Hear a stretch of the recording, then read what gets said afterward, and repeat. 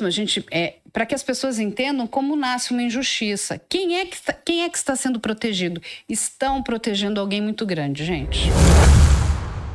E se você curte esse tipo de vídeo trazendo informações importantes, já clica no botãozinho aqui para me seguir e não perder nenhuma novidade.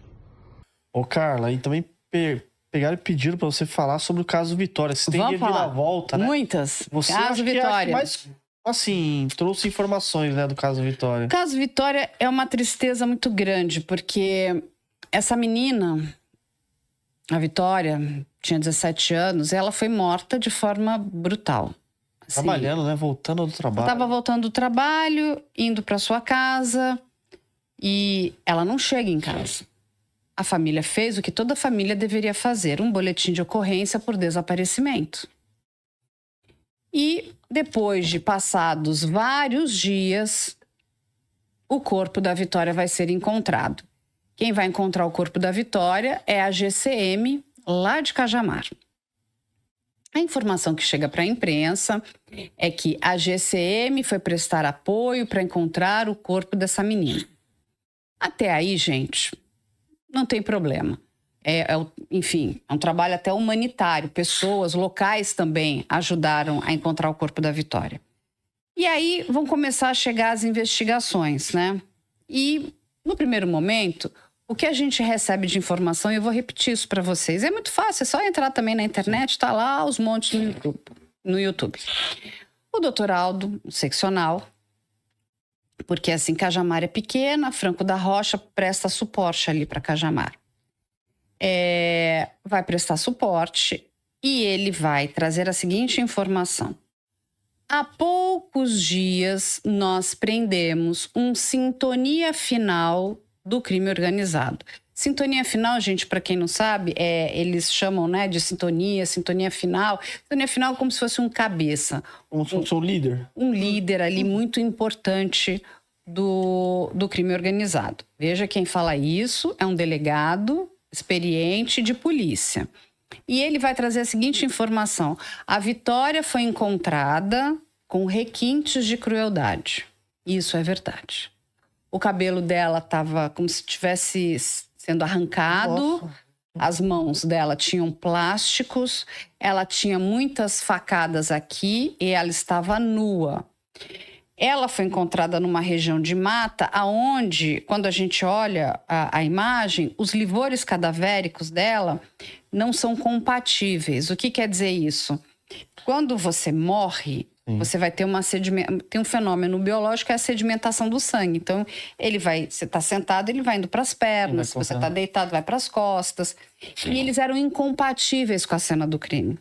Eles estavam ao contrário. Então, dito isso, aquele corpo, ela não morreu ali, aquele corpo foi deixado ali. Ela morreu em outro lugar Morreu em outro lugar e foi levada para lá. Até porque o que acontece? Não é nem de arrasto, porque não tinha marca de arrasto.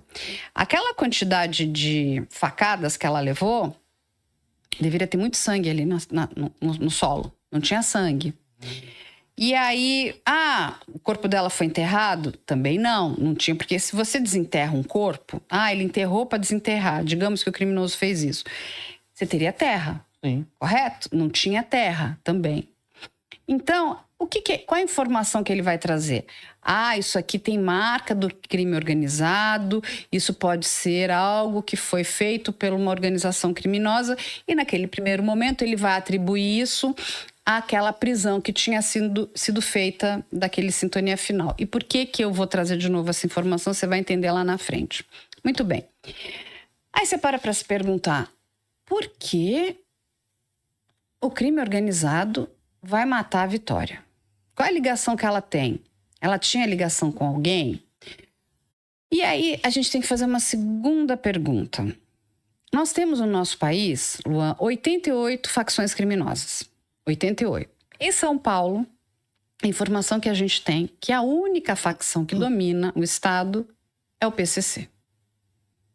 Diferente de outros estados, Rio de Janeiro e Bahia, que são várias facções, eles brigam geograficamente por poder. Então tem o lado bom e o lado ruim, entendeu? Então, assim, E aí eu fui perguntar, inclusive para estudiosos, tem muitas pessoas que estudam, né, organizações criminosas, e essa organização tem ali como se fosse um manual de conduta entre eles, né, da conduta deles. O estatuto. Isso, vamos colocar assim. E dentro desse manual, você não mata menores de 18 anos. É o que estaria lá. E a gente vai olhar, ela é uma adolescente de 17 anos. Outras facções o fazem. Sim.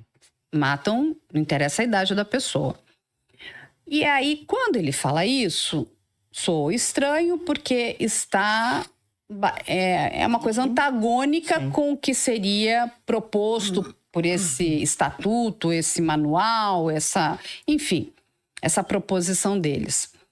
E aí fui checar com várias, né, outros policiais, outras fontes jornalísticas, fontes de pessoas estudiosas, e todos eles trazem a mesma informação, que dificilmente ela teria sido morta pela facção.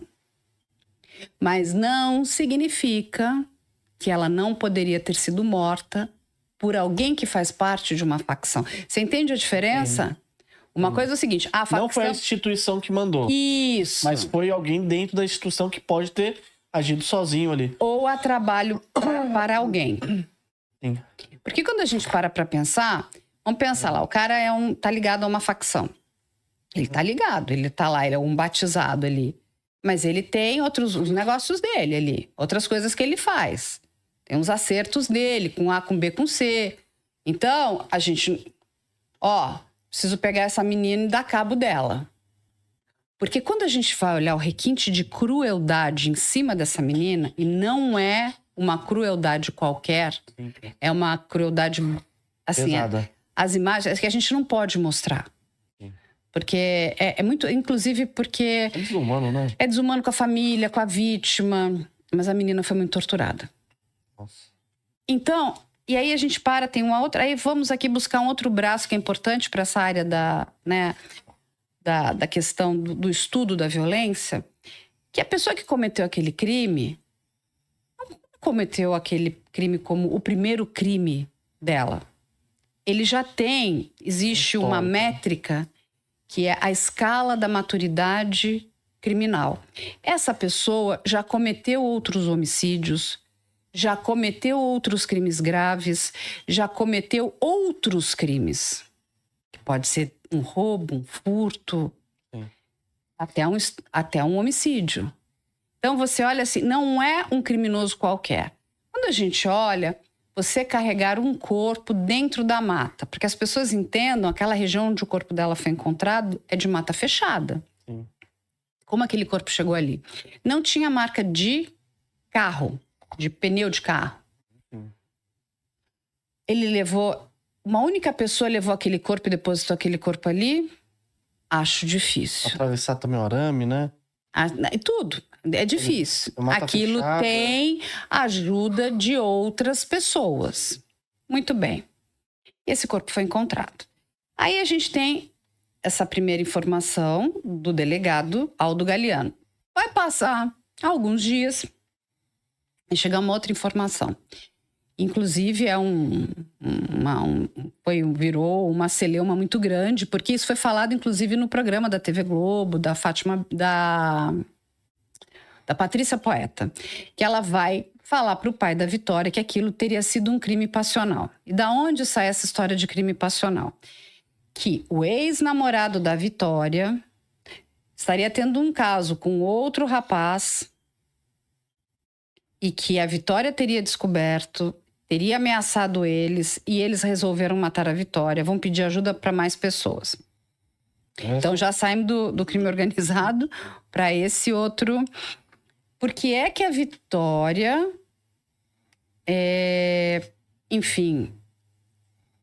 iria fazer isso com o ex-namorado e começa a...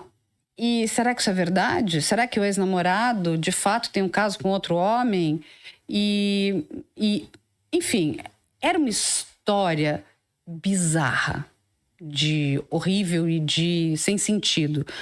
Porque, e assim, a gente aí teria que pensar na Vitória como uma menina muito maquiavélica, sabe? Então, olha, eu descobri que você tem um caso, que você não sei o quê, que você não pode sair do armário. Eu fiquei olhando, a troco de quê? Mas ela pediu dinheiro, o que ela queria?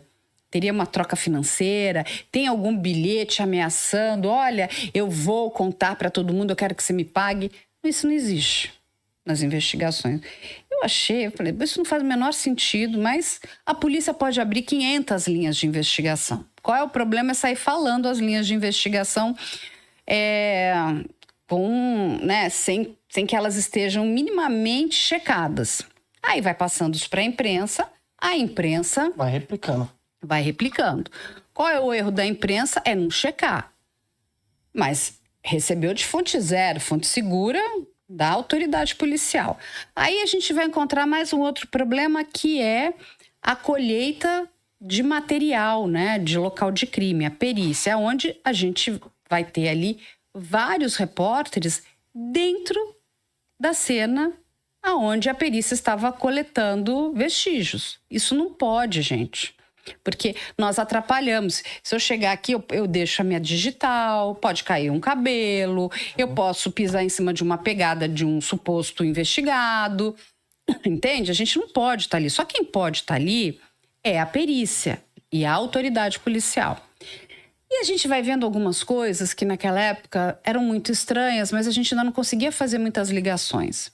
O secretário de Segurança de Cajamar está em todas as coletivas, está nas perícias, está na reconstituição. E você, aquilo é esquisito. Muito bem.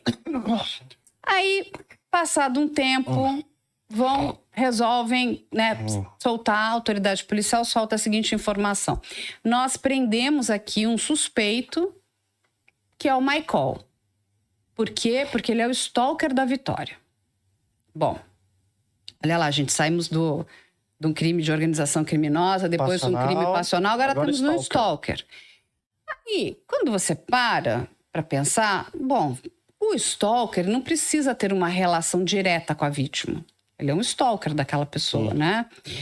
Faz mais sentido. Uma menina, ela postou o horário que ela desceu do ônibus, enfim. E ele vai ficar lá, ele é levado, ele é preso, a polícia vai pedir, a prisão temporária dele. E o que acontece? Desde o dia que esse rapaz é preso, ele vai ter ali um representante legal. Muito bem. É passado um tempo, vai chegar a seguinte informação para nós da imprensa. Michael confessou o crime. Ele confessou o crime e disse que matou a Vitória, porque a Vitória, ele é o stalker da Vitória, porque a Vitória contaria para a esposa dele, que eles estavam tendo um caso, enfim, também histórias ali meio que... E quando a gente está falando de uma investigação, a gente vai recebendo as informações, mas o inquérito ainda está em sigilo. Sim. A gente ainda não tem o material para pegar, para ler e para ver. A gente está só recebendo. E vai apurando para fazer... isso faz sentido ou não faz sentido? A história do stalker, dentre as três, é a que fazia mais sentido. Tinha foto dela no celular desse cara também, né? Exatamente. É isso que a polícia vai nos apresentar. Aí vamos ter várias coletivas. Tem coletiva de imprensa com o Ministério Público aqui de São Paulo, com a Procuradoria. Vai ter coletiva de imprensa com a polícia lá de Cajamar. É coletiva de imprensa que não acabava mais, porque é um caso que ganhou uma mídia muito grande. Muito bem. Aí o que a gente fica sabendo? Que essa confissão aconteceu à meia-noite. Passada da meia-noite. O que é completamente ilegal. Existe um horário, Até às 6 horas, ele tinha um representante legal. Então, ele tem o direito, se ele quisesse fazer a confissão, não que ele precisasse do advogado, Mas eu quero confessar. Tá bom, ele quer confessar. O que o delegado vai perguntar, você quer aqui o seu advogado junto com você? Não, eu não quero, eu estou abrindo mão do meu advogado, eu quero confessar. Ele tem esse direito. Mas não é isso que aconteceu. Aí a gente descobre que à meia-noite e alguma coisa, dentro da sala de depoimento estava uma advogada, funcionária da prefeitura, e o secretário de segurança. Bom, eu não sei o que o secretário estava fazendo lá, que não é local para ele estar. Quem faz o interrogatório e tudo isso é a autoridade policial, são as pessoas de dentro de uma delegacia. Eles querem acabar o caso. E aí, podendo, né, ter ali a presença do advogado constituído pelo investigado ali. E os advogados deles geralmente são bons desses casos, né? Aí, então, são. Aí o que vai acontecer? Entra essa história e... Enfim. E o caso fica meio morno, tá, Luan? Até que vem uma reviravolta. Esse homem, o Michael, ele vai escrever uma carta de próprio punho, dizendo que ele foi obrigado a confessar. E o pior, que a autoridade policial disse a ele que os advogados dele tinham abandonado o caso. Então, estariam ali oferecendo aquela advogada da prefeitura. Bom, ele escreve essa carta e essa carta, através da OAB de um representante da OAB de São Paulo, ele vem falar comigo e ele fala: Carla, eles querem entregar a carta para você. Eu falo: quero ver essa carta. E eu leio a carta. Quando eu li aquela carta, me deu uma sensação de um horror absoluto. Parecia que a gente estava voltando e vendo o caso Bruxas de Guaratuba. Porque assim, gente, eu não gosto dos criminosos. Eu acho que eles precisam ser punidos. Eu acho que eles precisam responder pelos delitos que eles cometeram. Não sou a favor da tortura. Não acho que esse não é o papel nosso como sociedade. Eles precisam, né, ser julgados, condenados e cumprirem as suas penas. Mas uma injustiça não. Porque aí... Estavam querendo acabar o caso ali? Porque aí o que acontece? A gente não resolve o caso. Nós temos uma adolescente de 17 anos que morreu de forma brutal. Quem é que matou essa menina? E por que esconde? Quem que está sendo protegido? Sim. Eu precisava colocar alguém. E aí, eu não conhecia os advogados do Michael, peço para falar com eles. E vou conhecer o Dr. Arthur. E peço para que ele me explique o que estava acontecendo. E ele vai me explicar. É de horrorizar. Porque eles nunca abandonaram o caso. Nunca. Naquele dia, inclusive, eles estavam na delegacia. O delegado vai dizer para eles: olha, por hoje encerrou, o preso vai continuar recolhido, vocês podem voltar amanhã. E depois que o advogado vai embora... Aí eles começam... Mas no final da noite, eles vão pegar o Michael, o que o Michael vai contar? Que vão pegar esse rapaz, vão colocar ele num banheiro imundo, vão começar a fazer uma tortura psicológica, que vão transformar ele em louco, que não sei o quê, que imagina, olha o que aconteceu com a Vitória, pode acontecer com a sua mãe. E aí, o seguinte, é fácil, assume o caso. Tudo bem, aí eles vão gravar, eles tinham que gravar, né? A confissão.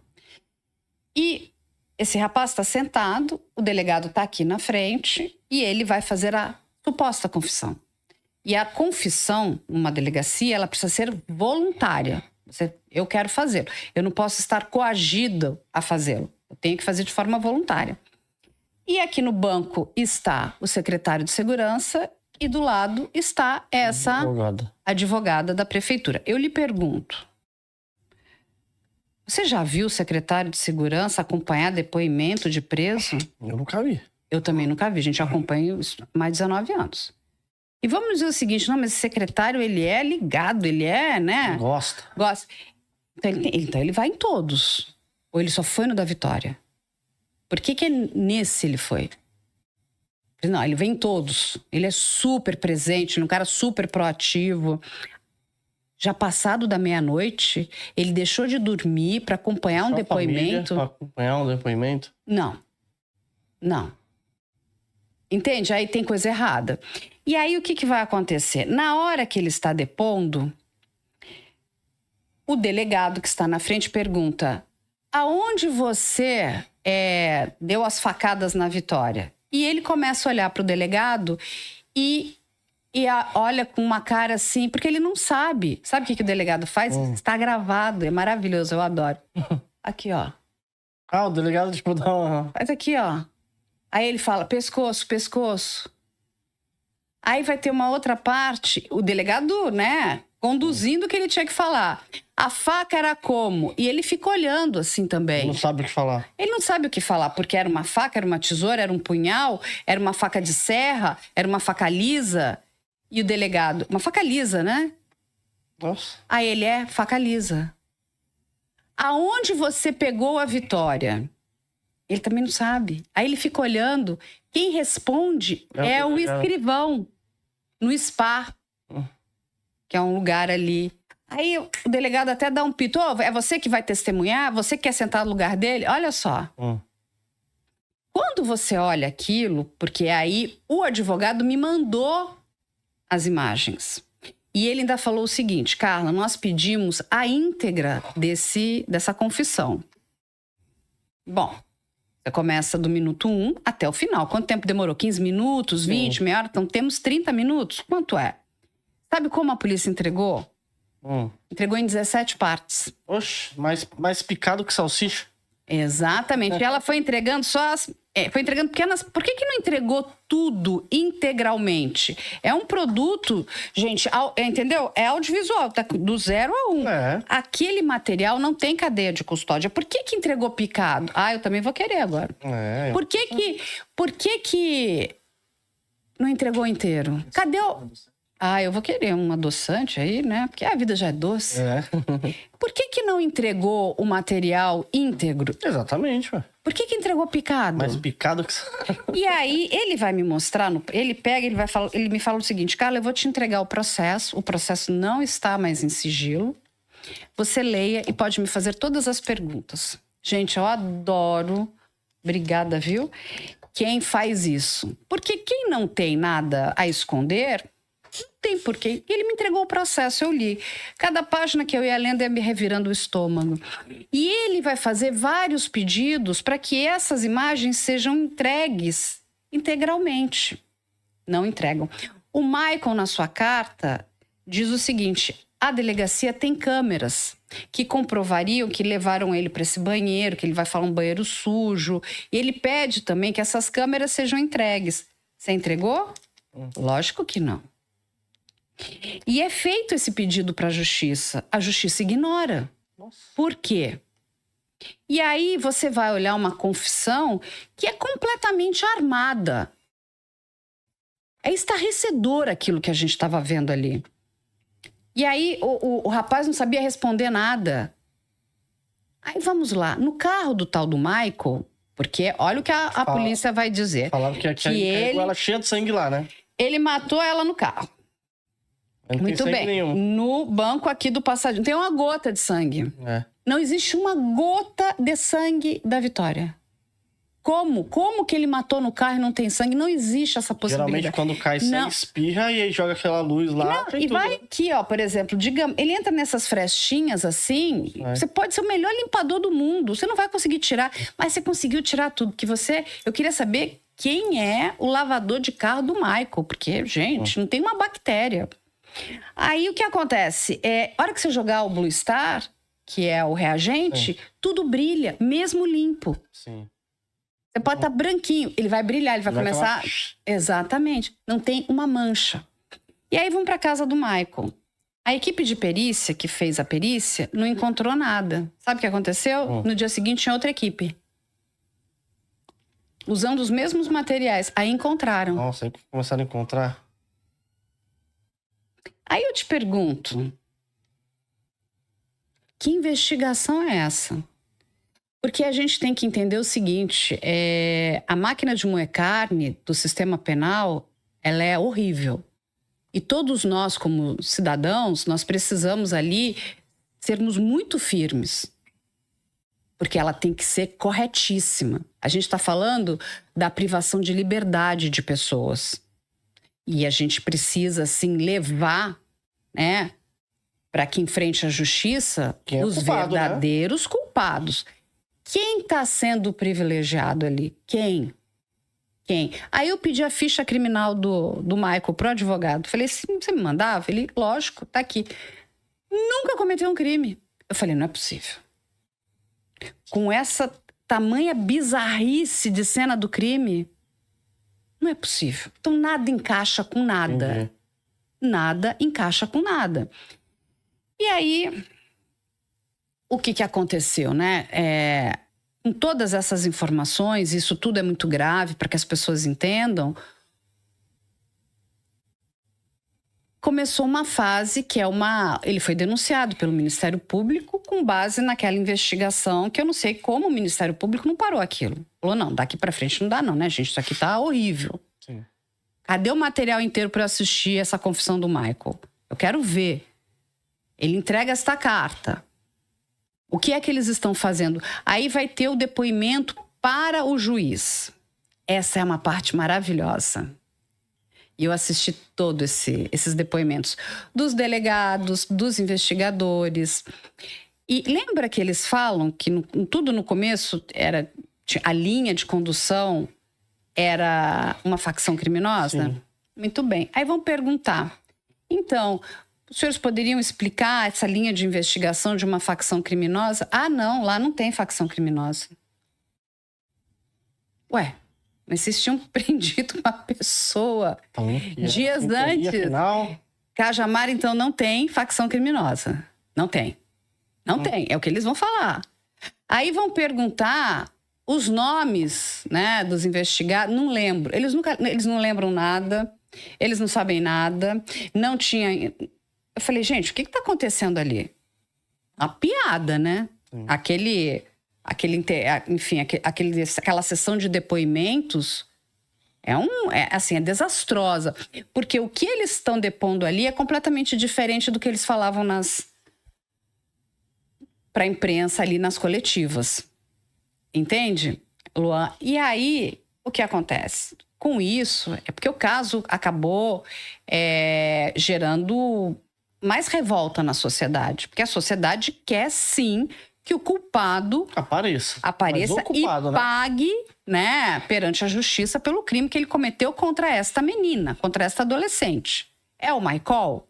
Aí eu perguntei para o advogado, o que é de fato que vocês querem? Sabe o que ele me respondeu? A única coisa que o Michael está pedindo é que este caso vá para um departamento especializado, um DHPP, né? Para que essa investigação seja feita da forma correta, sem nenhuma interferência política de Cajamar. Entende? Longe dali, porque ali não está dando certo. Isso aqui tem que ser investigado do zero. Aí, vamos lá. O DHPP chegou ali, bateu o martelo, é o Michael. Ele falou, não tem problema, nós vamos embora, nós vamos para o júri. Mas a gente precisa de uma investigação correta. Sim. E não, eu tenho uma coleira, agora eu preciso achar um cachorro. Entende? Quem vai ser esse cachorro? Um homem pobre. Ele cai como, né, uma luva. Humilde, simples, com pouca instrução. Ele é perfeito. Aí vamos às fotos. Sabe a foto que acharam no celular do Michael? Aquela foto estava no celular do ex-namorado da Vitória. Como que foi parar no celular do Michael? Então ele nem tinha foto dela? Não. Tem uma foto que ele está segurando uma arma que a polícia mostra. A gente fez uma busca reversa. Essa foto é uma foto americana. Nossa Senhora. Uhum. E aí eu vou perguntar de novo a questão das fotos no celular dele. Quando um celular é apreendido, ele precisa ser periciado. Ele vai para o Instituto de Criminalística para que essa perícia seja feita. E válida, né? Exatamente. Eles vão lá, eles têm aparelhos incríveis, softwares maravilhosos, e um deles é o Cellebrite, que é uma tecnologia israelense, para fazer toda a recuperação de dados ali dentro. Sabe onde foi feito? Dentro da delegacia. E o que acontece? As fotos que eles apresentam tem a informação ali que foram colocadas depois que o Michael entrega o celular para a polícia. Nossa. Quem colocou aquelas fotos no celular dele?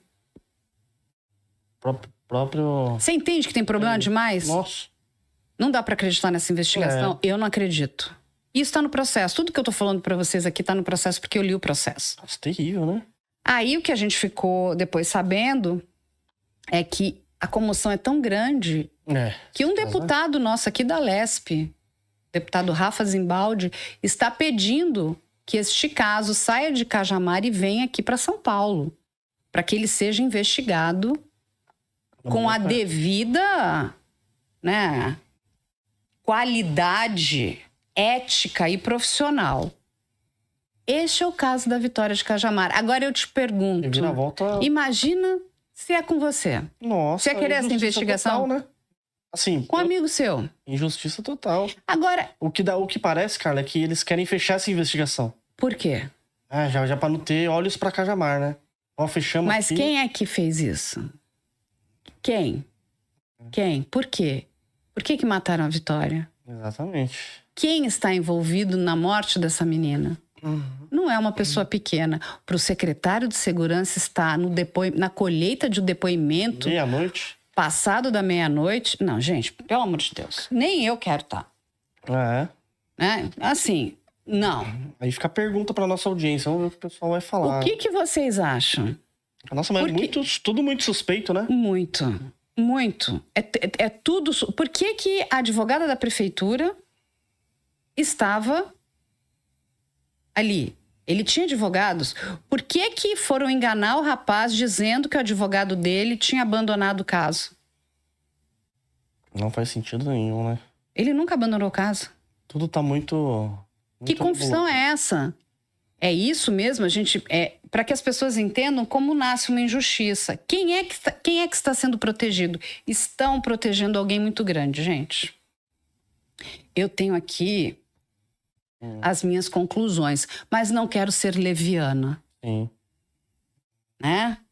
Mas, assim, é alguém bastante poderoso, que tinha interesse em acabar com a vida dessa menina. Aí a questão que a gente precisa responder é sempre duas perguntas quando um crime acontece. Autoria e motivação. Por qual motivo? O que uma menina tão humilde, né, daquele jeito tinha... O que acontece? A informação que chegou pra gente também, que eu cheguei muitas vezes a perguntar isso. A Vitória estava grávida?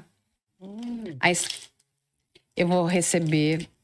Quando a gente começou a mexer nesse caso, uma pessoa, né, que pede sigilo da fonte porque tem bastante medo, me diz o seguinte, que a Vitória tinha dito a ela que estava grávida. E eles conseguiram fazer algum exame? A perícia diz que ela não estava grávida. Perícia feita em Cajamar. Feita em Cajamar. Então, assim, ela estava grávida ou não estava grávida? A informação dessa pessoa é correta ou não é? Gente, tem que começar tudo do zero. Tudo do zero. E às vezes ela... Tudo do zero. Porque aí começa a fazer sentido. Sim. Nossa. E uma menina, de novo, simples também. Porque ela é uma menina simples, trabalhadora. Mas essa é a farsa. E olha, me dói o coração porque eu adoro a polícia. Eu sou a pessoa que mais defendo a polícia, mas já disse. Você vem aqui, você... Defendo o bom trabalho da polícia. Agora, quando fazem coisa errada, eu não vou defender, não. Tá certo. Não vou, não. Sabe por quê? Porque hoje é o Michael, amanhã é o João, depois é o Pedro. Quantas injustiças a gente vai ver? Não, você vai procurar o verdadeiro culpado. Não interessa quem seja, pode ser, né, o presidente da República. Ele tem que responder. É verdade. Se ele cometeu um crime, tem que responder. Não dá, não tem história de ficar cobertando os outros. E chega num momento que o último bastião para essas pessoas é a imprensa. Porque quando o mínimo que você espera é que, de fato, a polícia faça uma boa investigação, que ela investigue o caso direito. E não force uma confissão, sabe? Não entregue as provas da forma correta. Tá tudo errado. Tá tudo errado. Tudo errado. É uma das investigações horríveis, porcas, mal feitas. Ela tem que começar do zero. Do zero. e ser feita por um departamento, eu lá atrás já falava isso, porque EXO não está num departamento, porque o departamento de homicídios, né, que é esse departamento especializado, ele exatamente existe para lidar com casos complexos como esse, quando você não tem motivação e autoria confirmado, então vem para cá, são equipes especializadas, alheias ali a uma politicagem para investigar o determinado crime. E a Vitória merece isso. A família da Vitória merece isso. A sociedade merece isso. Porque a gente está sendo enganado. E muito enganado. E isso não é bonito, não. Porque quando a gente olha aquele processo e fala, gente... Erro atrás de erro, erro atrás de erro. Não é? Então, assim, entrega tudo. Cadê as câmeras que ele tanto pede, fala que comprovariam? Não, se você não tem problema, entrega a câmera. Não, a gente não fez nada com ele, ninguém ameaçou ele. Tá aqui, ó. A câmera tá aqui. Perfeito, então ele inventou. Entrega a confissão na íntegra. Cadê? Por que não entregam? Por quê? É tão complicado, né, cara? Complicado, não é? Muito. Luan, complicadíssimo. Então, gente, então estamos todos, né, ali, né, com hiperfoco nesse caso.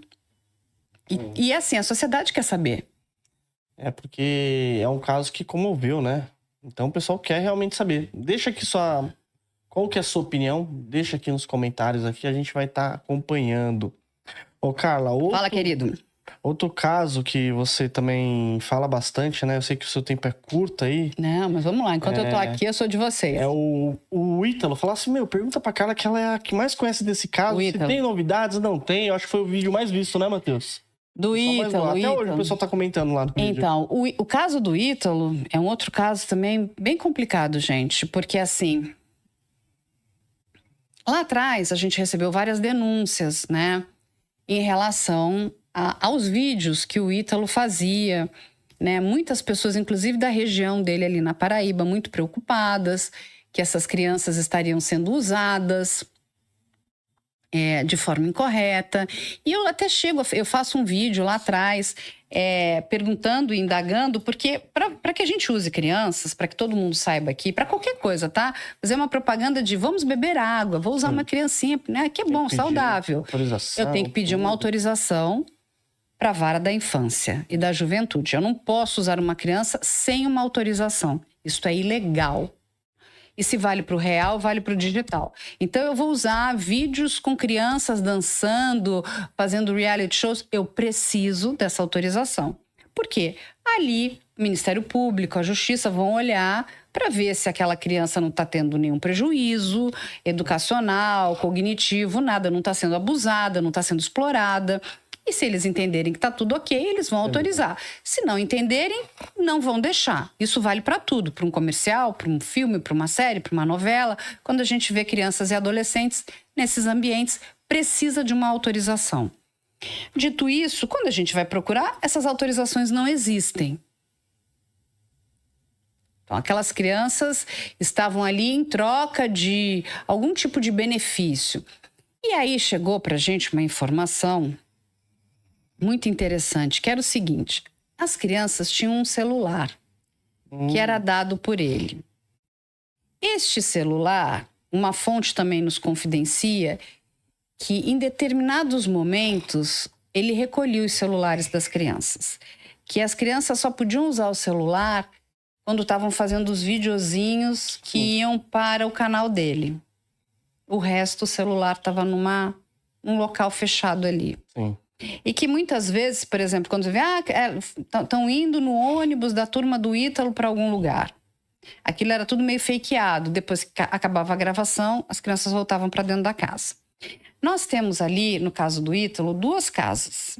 Uma em João Pessoa e outra em Bahia. Uma casa, as pessoas vão lembrar, que parece um caixotão que tinha um HS assim, é a casa de João Pessoa. E a outra casa, parece um bunker assim, né? A outra casa é a casa de Bahia. São essas 2 casas. Muito bem. E aí, vai ter o vídeo do Felca. Aquele vídeo viraliza. O Felca tá falando da adultização, daquilo tudo, que é super importante. O que estamos fazendo com as nossas crianças. Não é só o Ítalo, são vários outros supostos influenciadores usando crianças. né? Porque lugar de criança é brincando, estudando, não é estando naqueles locais em posições sexualizadas, nada daquilo. Aquilo é completamente errado, né? Mas não são só esses. Tem muita coisa errada sendo feita com criança, porque criança é muito lucrativa. Aí a gente vê 3 linhas ali: o Ministério Público, lá da Paraíba, o Ministério Público do Trabalho, que tem ligação principalmente nessa relação, né, dessas crianças estarem sendo usadas de forma abusiva, né, não autorizada pela Justiça, e o GAECO. Quando a gente lê GAECO, para que as pessoas entendam, GAECO é uma parte, é um braço do Ministério Público que... O que eles investigam? Organizações criminosas. E quando a gente lê, né, organização criminosa, não é só facção criminosa, são organizações, pessoas que se organizam, têm hierarquia, crimes, né? Exatamente, para cometer crime. Aí você fala, bom, a casa lá é Ítalo com aquele, né, o namorado dele lá, o Euro. Eu fiquei pensando, mas o que o Ministério Público, o GAECO, está colocando como organização criminosa? A família? Porque teria que ter uma suposta hierarquia, tem que ter algo a mais. Falei, mas será que são só esses vídeos? E aquilo começou a ficar muito estranho. Mas, na época, né, porque ficou aquele furdunço, né, da adultização... até a votação, né? O Congresso sai correndo, vamos criar o ECA digital, me dá vontade até de rir, né? Lei a gente tem, tá, gente? Muita. A gente não precisa de mais leis. A gente precisa de aprimoramento em algumas leis e a gente precisa aplicar a lei, fiscalizar e responsabilizar. Nada disso é feito. Então não adianta eu criar a lei mais linda do mundo se ela não é aplicada. Ela é bonita no papel, mas ela não tem efetividade. Mas a gente sabe como é que funciona, né? Aquela nossa casa maravilhosa, né? Naquele populismo. Estamos fazendo alguma coisa, votaram a toque de caixa. E aí, isso só é bom quando isso acontece para o criminoso, porque é uma lei brigando com a outra. O Estatuto da Criança e do Adolescente, que vai brigar com o Código Penal, que vai brigar com a nossa Constituição, que vai brigar com o LGPD, briga com tudo. Porque em cada pedaço está escrito de uma forma. E se o criminoso tiver bons advogados, opa, olha, aqui está dito isso, aqui está dito... O que vale mais? Né? Código de Defesa do Consumidor, a gente não falta lei. Tem tantas leis, quando ele fala assim, é um desastre isso aqui. É uma ainda sobrepondo o outro. O que a gente precisa é de aplicação das leis, fiscalização e responsabilização. Isso a gente precisa. E é lógico que dentro de cada lei, talvez melhorar um parágrafo, né? Atualizá-lo. Mas não precisa de uma nova lei. O Brasil tem lei que não acaba mais. É tanta lei que a gente fica até confuso. Mas uma tá falando uma coisa, outra tá falando outra. Quem que vale o quê? É o Código de Defesa do Consumidor ou é o ECA? O que tem peso? Entende? Sim.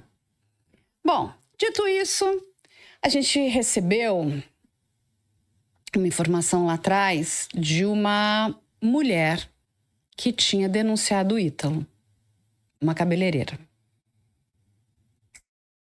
Lá atrás. E essa mulher vai aparecer morta. Nossa. Cometeu suicídio. Suicídio? Estranho, né? Muito estranho. E todos os posts que ela tinha feito em referência a ele, do que ele estava fazendo, porque essa mulher já estava denunciando, olha a quantidade de gente que já vinha denunciando, muito antes do Felca. Muitas pessoas pequenas, com as suas redes pequenas, tentando fazer de tudo ali para fazer denúncias. Os posts tinham sido apagados, mas graças a Deus a gente tem os anjos da internet que conseguem, né, ter os materiais antes que alguém suma com tudo, né? Sim. E a informação que a gente recebe é que essa mulher tinha sido forçada a apagar os posts e depois vai se suicidar. Ela se suicida. Falei, estranho isso, hein? Estranho. Muito bem, a gente tem essa história aqui, tá? Que chega. Aí, investigando, todo mundo investigando ali, né? A equipe toda, a gente começa a ver Ítalo. Porque assim, deixar bem claro para todo mundo.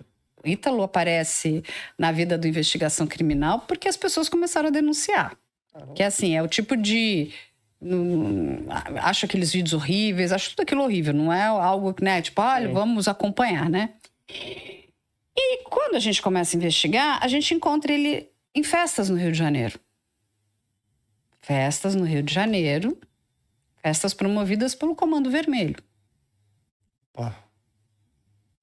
Lá e lá. Inclusive, em uma dessas festas, ele apanha. Ele toma uma surra. Apanha na festa? Toma uma surra. Quem era o dono da festa? Um traficante bastante poderoso. Índio do Lixão. Índio do Lixão? Índio do Lixão. Lá do Rio de Janeiro. Lá do Rio de Janeiro. Muito bem. Passado um tempo, vai chegar a informação de que a polícia do Rio de Janeiro prendeu um deputado estadual, TH Joias. Deputado que lavava dinheiro para o Comando Vermelho. Quem está com o TH Joias? Ítalo. Nas festas. Aí você começa a ligar os pontos. Gente, é só ser inteligente. Vamos lá. Rio de Janeiro, GAECO. E aí a informação que chega é que o Ítalo havia pedido ajuda a essa facção criminosa para dar uma pressionada em pessoas que estavam denunciando ele. Por que ele teria ligação com faccionados? O que ele está fazendo numa festa de um faccionado? Uma pessoa que supostamente trabalha com crianças. E até perigoso, né? Uma pessoa famosa. Qual é a ligação? Né? Até então, a gente está no campo, né, de estudo e de achismos. Mas por quê? Entende, Luan? É muito estranha essa ligação de todos eles. Sim. Mas aí acende a luz, né? Opa, GAECO. E se tem GAECO, a gente tem toda essa ligação aqui, é porque isso, o que levou o Ítalo a ser preso e a estar preso, não é a adultização. É algo muito mais sério. Então ele não foi preso por adultização? Foi outro... Nem tem lei de adultização. Deixar claro isso para as pessoas. Então foi outro... Foi. Ele está lá por conta do Ministério Público com braço de investigação do GAECO. Muito bem. Eu falei com o advogado dele, Dr. Casimiro. Um advogado bastante experiente, muito bom. Na área criminal. E ele me trouxe até um documento de um TAC, né? Que é um termo de ajustamento de conduta do Ministério Público do Trabalho junto com o Ítalo. Aonde, no caso até da Camilinha, ele simplesmente, a ação foi extinta. Eles não viram problema. Ah, não, a menina está estudando. Então, veja só. Sim. Ele me entregou isso, esse documento existe. Aqui, ó. Então, opa. De novo, é algo muito grande, muito sério. O que acontece, para as pessoas entenderem? O caso do Ítalo, porque envolve crianças, está em sigilo, né? Por conta de menores de idade e por conta dessa investigação. Eles voltaram para Paraíba e olha só que interessante. Quando eles estavam em São Paulo, porque eles foram presos aqui em São Paulo, o DEIC de São Paulo vai ajudar, é um braço que vai apoiar a polícia da Paraíba. Aprendeu o Ítalo e o namorado. Ele estava com uma jaqueta fazendo propaganda de uma Beth da Deolane. Aquela jaquetona lá. Muito bem. Uma das coisas que ele pede, e não faz muito sentido, é o seguinte: eu não quero voltar para Paraíba. Por quê? Você tá com medo de quê? E aí, o que ele traz como informação é que ele quer ficar perto da família. Mas a família dele tá lá. Exatamente. Não, mas eu tenho família aqui. Por que ele não queria voltar para Paraíba? E muitas pessoas perguntam, o que o Ítalo sabe? O Ítalo, para mim, é só mais um elo dentro dessa corrente. Tem muito mais gente. É muito maior do que a adultização. Quem mais está envolvido? Você acha que ele O que ele sabe? Você acha que ele corre risco de vida? Então... Se ele voltar, sei lá pra... Ele tem... Dentro da prisão. O que acontece? Depende do que ele falar. Muito se especula que ele pode fazer ali um acordo de colaboração premiada, que seria a delação, né? Vulgarmente a gente chama. Mas para que isso tenha alguma validade, ele vai precisar entregar gente muito poderosa. Quem são os poderosos? De novo, olha aí, gente, é só poderoso, né? E ou ele vai assumir tudo sozinho, ficar quieto, porque ele tá com o gaeco aqui no pescoço dele. E o gaeco, quando entra, não entra para brincar, porque ele tem muita coisa. E não é sobre adultização. É muito mais do que adultização. É muito pior do que a gente pensava. E aí ele em festa lá no Rio de Janeiro. O que rolava nessas casas? Os celulares escondidos. Por quê? O que não podia ser filmado? Aí, veja só, quando foi ter o cumprimento do mandado de busca e apreensão, houve um vazamento. Porque entraram primeiro, sumiram com tudo. Quando a polícia chegou, não tinha nada. Quem vazou? Quem sabia que ele ia sofrer um mandado de busca e apreensão? O que saiu dali? Tiraram tudo da casa, né? Principalmente coisas eletrônicas. O que ele podia ter? Que materiais ele teria em posse dele que poderiam comprometer, inclusive, outras pessoas? Porque não é só sobre ele. Uma organização criminosa, você precisa ter muito mais do que 2 pessoas. Não é Ítalo e Euro. Eles são só um pedacinho de uma coisa muito maior. Então, não sejamos inocentes. Tem mais coisa aí. Mas o que a gente tem que esperar? Temos que esperar, deixar o processo andar um pouco mais, entender se ele vai fazer essa colaboração premiada ou não. E se fizer, ele precisa entregar algo muito grande que a polícia não saiba. E não é só falar, ele precisa provar. Ele está com excelentes advogados. Tô advogado de primeira?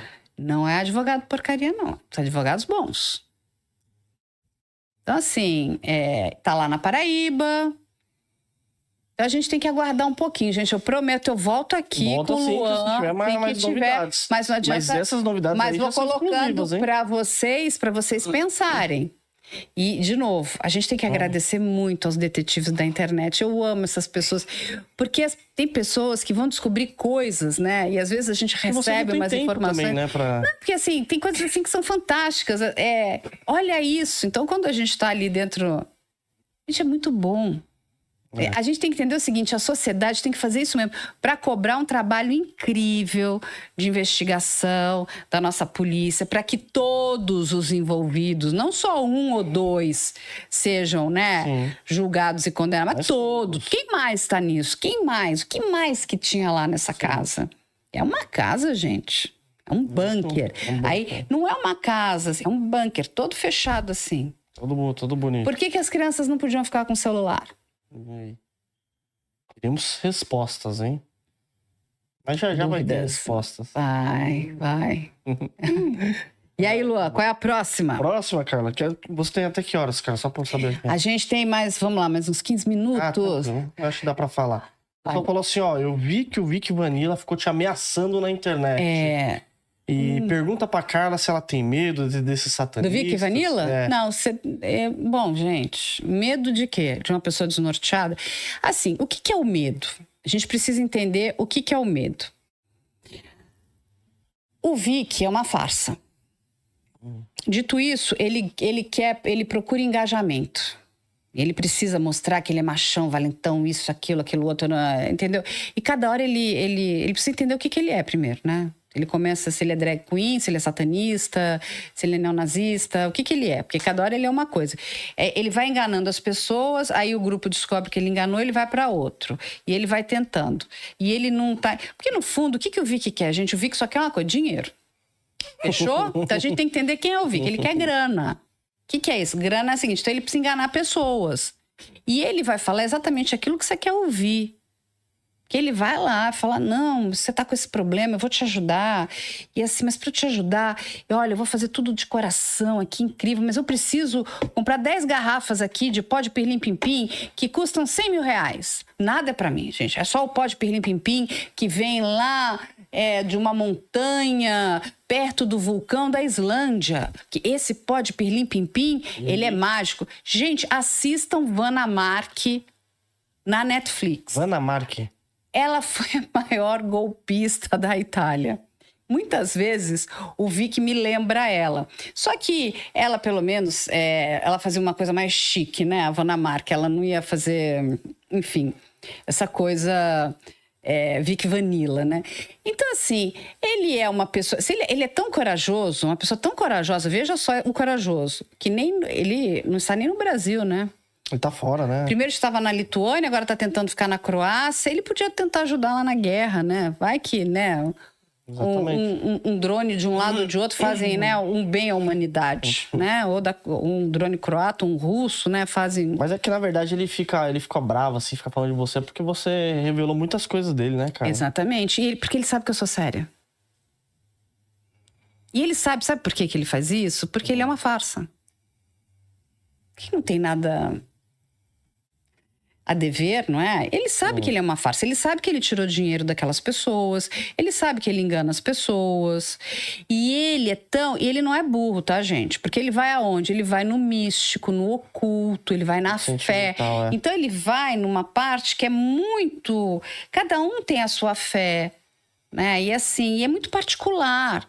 Não é algo... Então, assim, ele vai primeiro, né? Ele é inteligente, ele vai querer te ajudar. O que ele fez com todas as pessoas. E depois ele foi dando golpe nessas pessoas. Que ele vai fazer. E ele começa, né? Ele tem uma habilidade. Ele lembra também um pouco... Assista um outro golpista maravilhoso, que é um coach.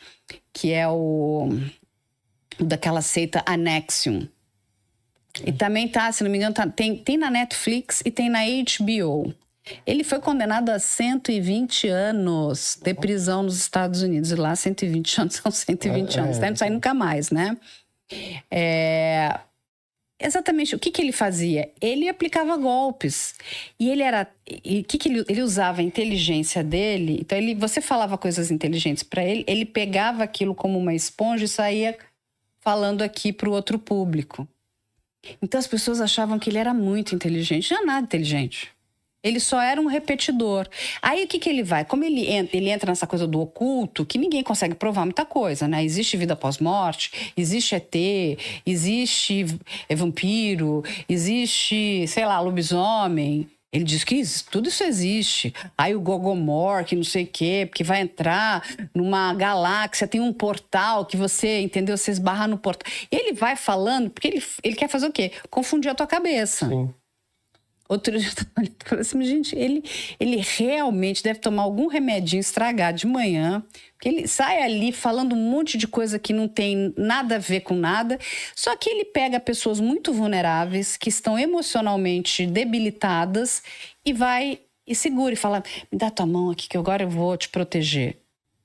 E fica prometendo coisas que não vão acontecer. Aí promete que a pessoa vai melhorar financeiramente, igualzinha a Vanna Marchi. Ela é entregar os números da sorte. A Vanna se juntou a um filho de pai de santo lá na Itália. A danada mulher foi achar um filho de pai de santo.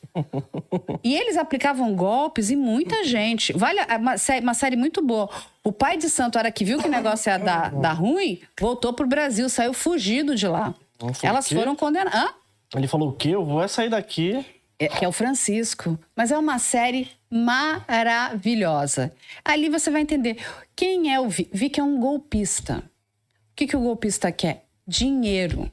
E é por conta disso que ele usa alguma celebridade. Ele pega o Bolsonaro e fala, olha, meu presidente...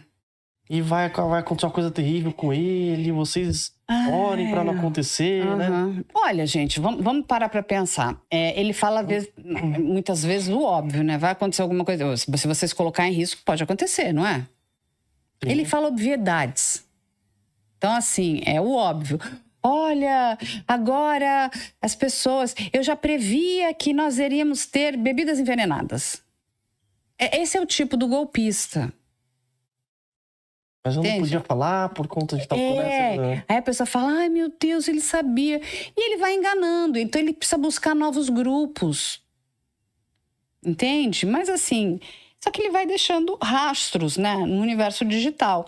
Se não existisse o mundo digital, seria mais fácil para o Vic, mas existe. E ele mesmo vai deixando os rastros. E qual é o nosso papel? É informar a sociedade que ele é um golpista.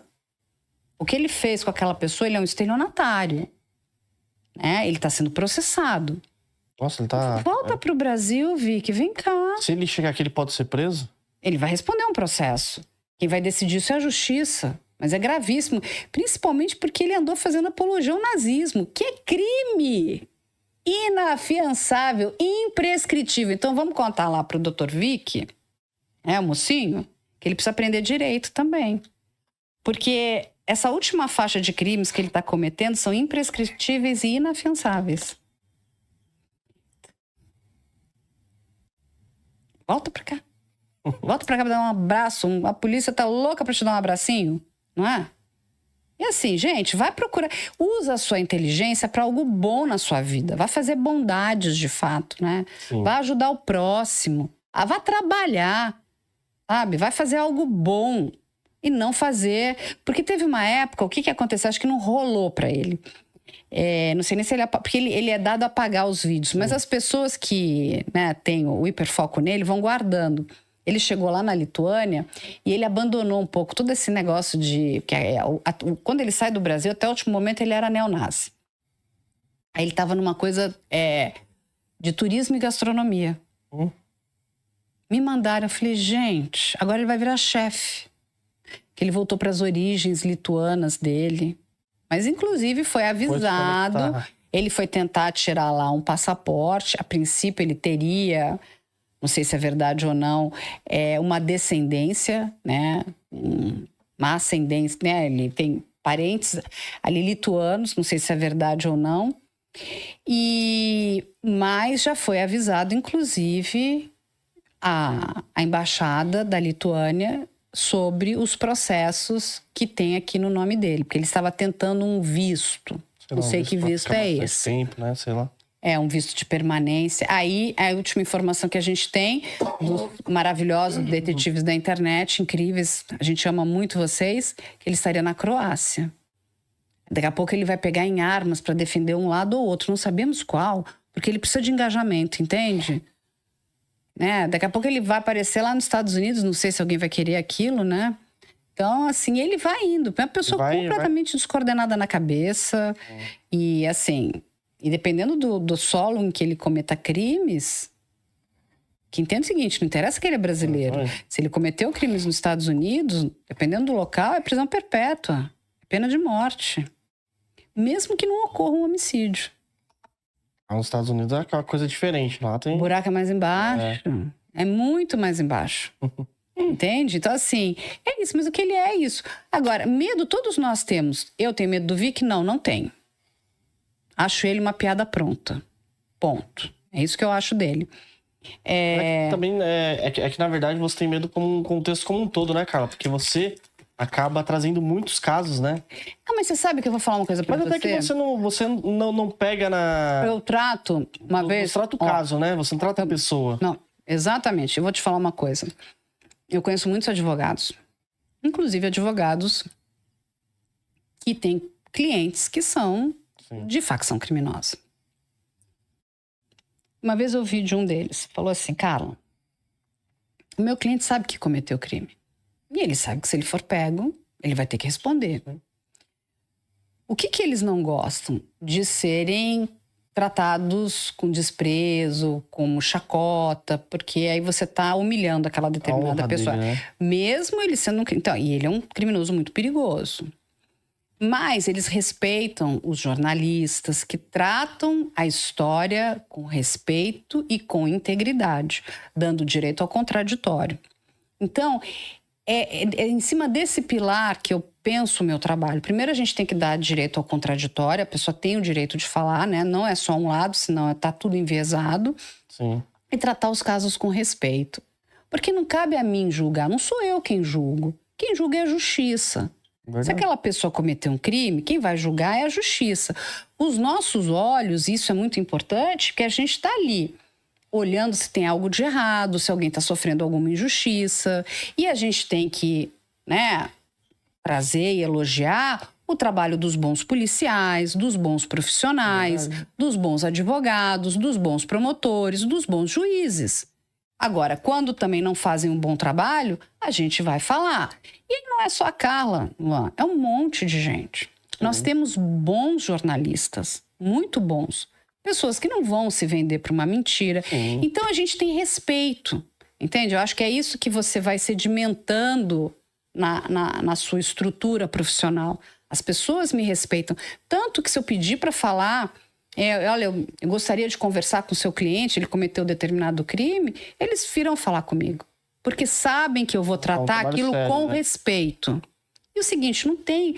Olha, infelizmente você cometeu esse crime. Não tem o que fazer. E não cabe a mim, eu não sou juíza de ninguém. A gente vai, no máximo, tentar entender o que está acontecendo. Contextualizar tudo isso. Entende? Verdade. Mas é assim, quando a gente faz um bom trabalho, a gente fica mais tranquilo. O seu trabalho é sensacional mesmo. Vocês trazem bem a informação. E não ficar só gritando, xingando, porque isso é péssimo. Uma coisa que você contou um caso que você poderia falar, pô, o delegado só fez merda aqui. Esse delegado aqui fez o investigador também, fulano de tal também, poderia dar nomes, né? E você trata o caso, você fala, é com a justiça. Se ele fez coisa ruim, a justiça vai atrás dele, né? Eu tô dando a minha opinião aqui. Já falei. Estou trazendo fatos. Fatos, exatamente. Não é nem a minha opinião, a gente está trazendo fatos, né? Porque, assim, o fato é esse. A opinião é das pessoas. Cada um vai ter a sua opinião. Concordo, discordo. Verdade. E a gente, né, vive numa democracia. Sim. O que a gente tem que entender é que, principalmente quando a gente se depara com uma injustiça, a gente tem que brigar muito para que essas injustiças não aconteçam, porque você não sabe se você não é o próximo. Verdade.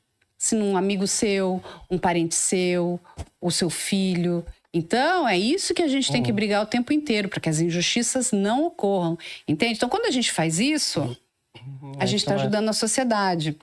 E eu sempre falo, se coloque no lugar desta pessoa que está sentada lá. Sim. Era essa investigação que você queria? De jeito nenhum, isso você fala, de jeito nenhum, né, Carla? Então, se você não quer para você, a gente não pode querer para ele. E a gente precisa descobrir quem são as pessoas que cometeram aquele crime. E por quê?